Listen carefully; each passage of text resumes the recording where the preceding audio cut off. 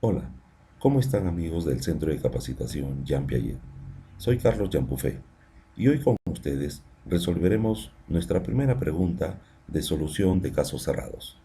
Veamos el siguiente caso. Una docente del área de comunicación de quinto grado de primaria ha planteado la siguiente secuencia de actividades con el propósito de desarrollar las capacidades inferenciales de sus estudiantes al leer textos narrativos. 1. Leen en silencio un texto presentado por el docente y que es proporcionado a cada estudiante. 2. Identifican las palabras desconocidas del texto para luego buscarlas en un diccionario o por un medio electrónico. 3. Responden preguntas sobre datos relevantes del texto como quiénes son los personajes principales y dónde transcurren los hechos. 4. Dan su opinión si les gustó o no el texto y por qué. Sin embargo, la programación anterior presenta un problema, una deficiencia en su diseño. Identifique entre las siguientes opciones aquella que refleje el principal problema de la programación de la docente. A. La docente es quien propone el texto y este no es elegido por el grupo de estudiantes por motivación propia. B. Las actividades propuestas por sí mismas no propician la interpretación y deducción de información implícita. C. No es relevante preguntar sobre datos explícitos del texto para desarrollar el nivel de lectura inferencial. Y la alternativa D. Los estudiantes no deben buscar las palabras en diccionarios, sino deducirlas por el contexto de la lectura. Ahora, vamos a analizar este caso. En este tipo de casos, encontramos dos situaciones significativas. Una, la secuencia de actividades con sus cuatro pasos o secuencias respectivas. Leen en silencio, identifican palabras, responden preguntas, dan su opinión sobre si les gustó o no el texto. Y el propósito, el mismo que nos lleva a las capacidades inferenciales, considerando que la inferencia lleva a extraer conclusiones, generar hipótesis, descubrir información implícita. Ahora, utilizaremos una técnica que nos permita relacionar estos dos elementos o situaciones significativas: el propósito y las actividades. El propósito, el desarrollo de las capacidades inferenciales, y las actividades, leen en silencio, identifican palabras desconocidas, responden las preguntas sobre datos relevantes y la opinión que brindan.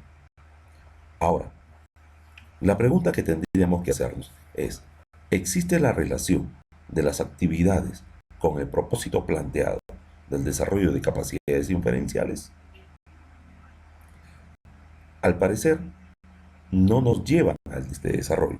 Ninguna nos lleva a la extracción de conclusiones. Ninguna nos lleva a la generación de hipótesis. Ninguna nos lleva a descubrir información implícita.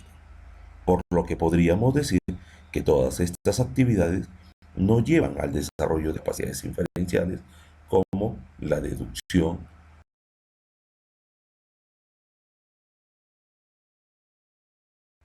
Ahora bien, como conclusión a lo analizado, podríamos poner de manifiesto entonces que las actividades propuestas no van a propiciar por sí mismas la interpretación y la deducción, o sea, el desarrollo de las capacidades inferenciales, como la generación de esa información implícita.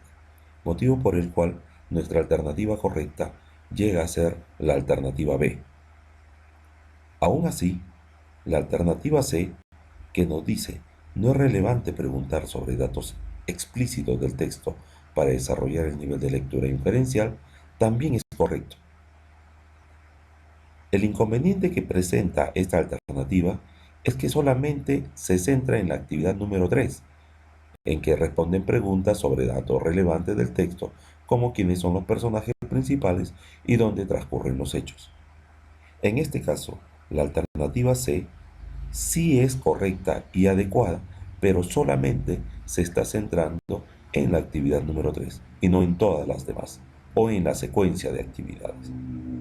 Asimismo, la alternativa D también podríamos considerarla correcta siempre y cuando solamente consideraríamos la alternativa o la opción número 2, donde identifican palabras desconocidas del texto para luego buscarlas en el diccionario. Entonces, la alternativa C y la alternativa D sí nos llevan a un desarrollo o una propuesta planteada del desarrollo inferencial, pero lamentablemente solamente se centran en una de las cuatro actividades planteadas como la secuencia para el desarrollo de capacidades inferenciales. Motivo por el cual ratificamos nuestra alternativa B como la alternativa correcta. Bien, muchísimas gracias y espero que se haya entendido esta propuesta y esta forma de comprensión, análisis y solución de casos cerrados. Muchas gracias.